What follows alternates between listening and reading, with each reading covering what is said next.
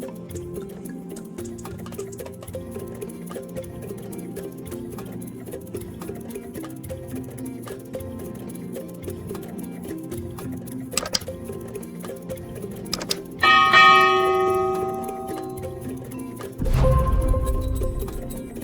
warahmatullahi wabarakatuh.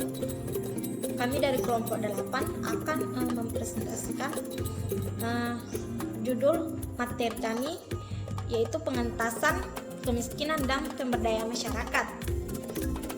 Saya sendiri atas nama Irmawati, NIM 170303149, akan membawakan materi yang pertama, yaitu upaya pengentasan kemiskinan berbasis pemberdayaan masyarakat. Jadi, arti pemberdayaan masyarakat dalam konteks community development yang berarti pertumbuhan kekuasaan kewenangan bertindak pada masyarakat untuk mengatasi masalah mereka sendiri seperti ekonomi dan kesehatan. Wujud penumbuhan kekuasaan dan wewenang tersebut dengan memberikan kesempatan bagi masyarakat untuk merencanakan hingga menikmati program pembangunan yang ditentukan oleh mereka sendiri. Bahkan mereka diberi kesempatan untuk mengelola secara mandiri dana pelaksanaan program pembangunan. Dan terdapat 3 esensi utama dalam pemberdayaan masyarakat, yaitu yang pertama, menciptakan suasana atau iklim yang memungkinkan potensi masyarakat untuk berkembang, dan kondisi ini berdasarkan asumsi bahwa setiap individu dan masyarakat mempunyai potensi yang dapat dikembangkan. Yang kedua, memperkuat potensi dan daya yang dimiliki oleh masyarakat melalui langkah-langkahnya, menampung berbagai masukan, menyediakan sarana, prasarana yang baik fisiknya maupun sosial yang dapat diakses oleh masyarakat lapisan paling bawah. Yang ketiga, kegiatan memperdayakan rakyat dalam arti melindungi dan membela kepentingan masyarakat lemah. Dalam proses pemberdayaan harus dicegah jangan sampai yang karena itu perlindungannya pemilihan kepada yang lemah mendasarkan sifatnya dalam konsep pemberdayaan masyarakat. Dan adapun tugas utama fasilitator pemberdayaan adalah mengembangkan pembelajaran bagi masyarakat lokal untuk membangun tingkat kemandirian dalam menyelesaikan masalah yang mereka hadapi. Bersama dengan itu, membangun kesadaran kritis masyarakat terhadap berbagai format ekonomi politik yang berlangsung secara mapan, disertai upaya memperkuat kemampuan masyarakat untuk berdialog sehingga mempunyai kapasitas transaksional dan diharapkan bisa mengambil posisi tawar yang kuat dengan kuat lainnya. Jadi berdasarkan peran dan fungsi fasilitas tersebut, maka upaya pemberdayaan masyarakat melibatkan strategi, yaitu sebagai berikut. Bagian A, memulai dengan tindakan mikro. Proses pembelajaran rakyat harus dimulai dengan tindakan mikro, namun memiliki konteks makro dan global. Bagian B, membangun kembali kelembagaan rakyat serta masyarakat menjadi keniscayaan bagi semua upaya pemberdayaan masyarakat.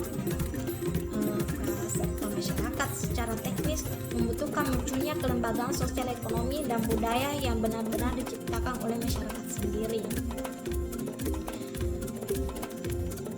Jadi bagian C, mengembangkan kesadaran rakyat karena peristiwa ekonomi juga merupakan peristiwa politik atau lebih dikenal politik ekonomi. Maka tindakan yang hanya berorientasi memberikan bantuan teknis jelas tidak memadai. Yang diperlukan adalah tindakan politik yang berbasis pada kesadaran rakyat untuk membebaskan diri dari belenggu kekuatan ekonomi dan politik yang menghambat proses demokrasi ekonomi. Pendidikan alternatif krisis merupakan pendekatan yang sangat penting sebagai upaya membangun kesadaran rakyat. Baiklah, itulah tadi materi yang saya sampaikan. Materi selanjutnya akan dibawakan oleh Saudari Muhammad Rusyaidi.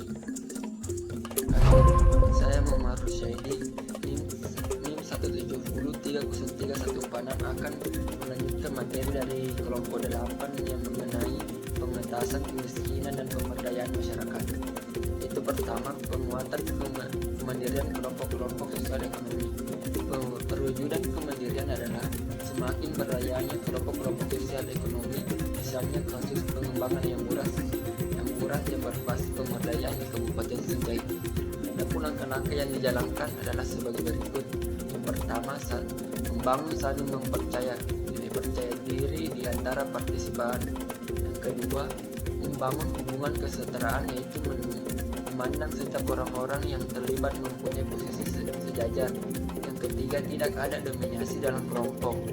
Adapun secara bersama-sama itu mengembangkan pengetahuan dan keterampilan manajemen usaha seperti pengembangan beras, pengetahuan dan keterampilan yang perlu dimiliki dan dikembangkan oleh semua anggota kelompok itu mencangkup: 1. Seleksi pengadaan bibit ayam buras yang sehat. Yang kedua, membuat kandang ayam buras. Yang ketiga, membuat pakan ayam buras. Adapun yang keempat itu memberikan pakan yang teratur. Yang kelima, penanganan kesehatan ayam buras.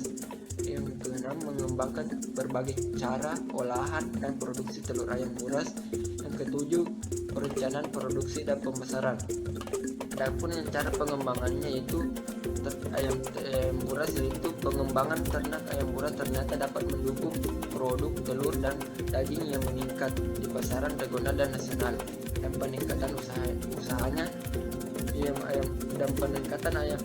usahanya itu menumbuhkan penghasilan bagi rumah tangga, kelompok sosial dan masyarakat desa.